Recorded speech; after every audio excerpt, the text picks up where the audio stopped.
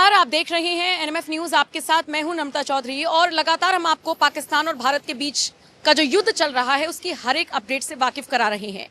अब जैसे हम आपको वाकिफ करा रहे हैं, ऐसे ही तमाम मीडिया हाउसेस हैं जो पाकिस्तानी मेहमानों को बैठाकर उनके मुल्क की बात सुनना चाह रहे हैं ताकि ये समझ में आ सके कि वहां की जो आवाम है वो क्या सोचती है।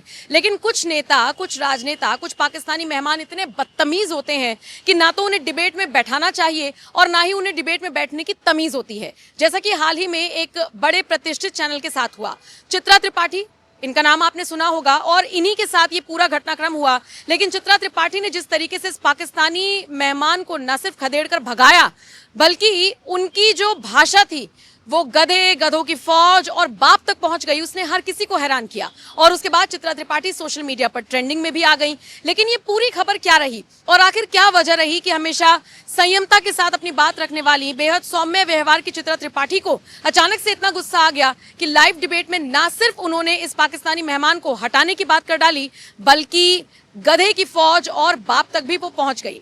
देखिए, बहस चल रही है कि पाकिस्तान और भारत के बीच युद्ध चल रहा है और किसकी गलती है, कौन ज्यादा हमला कर रहा है, कौन डिफेंसिव मोड में है, कौन अग्रेसिव मोड में है। दूसरी तरफ भारतीय सेना भी लगातार प्रेस कॉन्फ्रेंस कर करके ये सारी चीजें बता रही है कि कैसे पाकिस्तानी फर्जी प्रोपेगेंडा फैला रही हैं।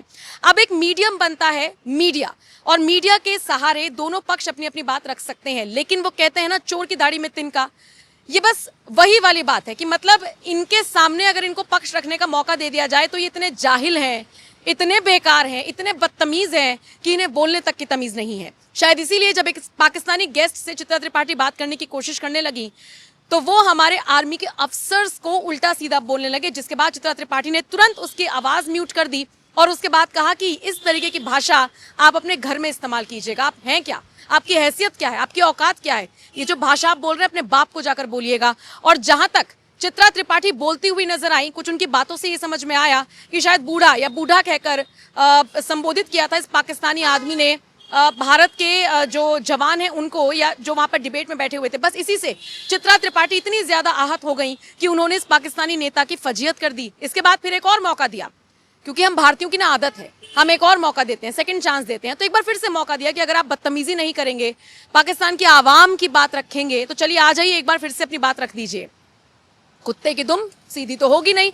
तो एक बार फिर से जैसे ही बात रखने का मौका मिला, ये पाकिस्तानी नेता कहते हुए नजर आए कि आपके यहाँ तो मोदी हैं, आपके यहाँ तो शाह हैं, और उसके बाद उन्होंने जिस तरीके की भाषा का इस्तेमाल किया, चित्रा त्रिपाठी ने तुरंत उनको पैनल से हटाया, अपने पैनल से गुजारिश की कि ऐसे लोगों को ना बुलाया जाए, अगला मेहमान अगर तमीज से बात करे तो उसको लाया जाए और नहीं तो इन सबको भगाया जाए। और उसके बाद चित्रा त्रिपाठी ने एग्जैक्टली किन शब्दों का इस्तेमाल किया वो सुनिए।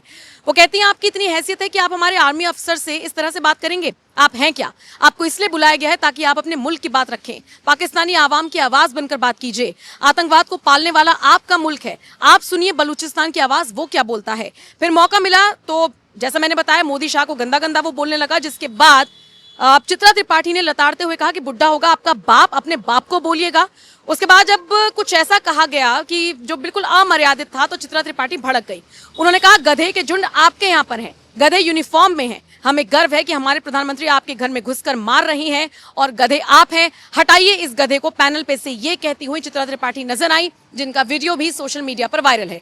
कॉपीराइट इशू की वजह से हम आपको वो वीडियो तो नहीं दिखा पाएंगे, लेकिन इतना जरूर है कि चित्रा त्रिपाठी का ये बयान, ये डिबेट का ये हिस्सा और जिस पाकिस्तानी को उन्होंने लताड़ा, ये सोशल मीडिया पर वायरल हो गया और अब इसकी चर्चा हर तरफ हो रही है। बहरहाल अगर भारत पाकिस्तान की बात करें तो देखिए, यहां से भी मिसाइलें दागी जा रही हैं और वहां से जो मिसाइलें आ रही हैं उनको हवा में ही नेस्तनाबूद किया जा रहा है। फिर चाहे उनकी फतेह 1 हो, जिसको सबसे ज्यादा घातक मिसाइल पाकिस्तान के लिहाज से माना जा रहा था, उसका सफल परीक्षण भी किया गया था, लेकिन जब बात आई उसको अप्लाई करने की, एक्सपेरिमेंट करने की, तो वो पूरी तरीके से फिसड्डी साबित हुआ। इधर भारत की तरफ से 4-4 एयरबेस पर जिस तरीके से स्ट्राइक की गई है, रावलपिंडी और लाहौर, कराची, इन जैसे शहरों को जिस तरीके से निशाना बनाया जा रहा है, ये अपने आप में बताने के लिए काफी है कि भारत हर एक साजिश का मुंह तोड़ जवाब दे रहा है। फिलहाल इस खबर पर आप क्या राय रखते हैं, कमेंट सेक्शन में अपनी राय हमें जरूर दीजिएगा। बाकी बने रहिए एनएमएफ न्यूज के साथ।